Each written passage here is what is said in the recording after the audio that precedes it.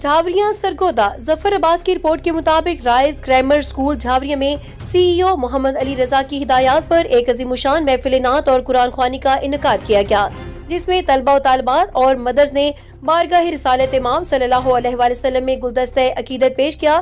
اس نورانی تقریب کی صدارت پرنسپل رباب فاطمہ اور اسٹیج سیکرٹری کے فرائض فضا ناصر اور لاریب شاہد نے انجام دیے۔ محفل کا آغاز تلاوت کلام پاک سے ہوا، جس کے بعد ہدیہ حمد پیش کیا گیا۔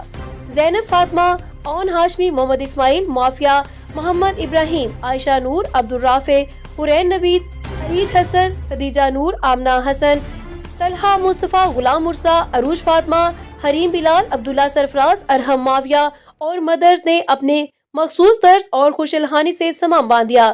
طلبہ و طالبات نے سرکار کی آمد مرحبا اور لبیک یا رسول اللہ کے نعروں سے پنڈال کو گرماتے رہے۔ اس موقع پر پرنسپل اور ٹیچرز نے خطاب کرتے ہوئے کہا کہ نعت خوانی عشق رسول کے اظہار کا بہترین ذریعہ ہے اور ایسی محافل ہماری روح کی بالغی اور نئی نسل کی ایمانی تربیت کے لیے ناگزیر ہے۔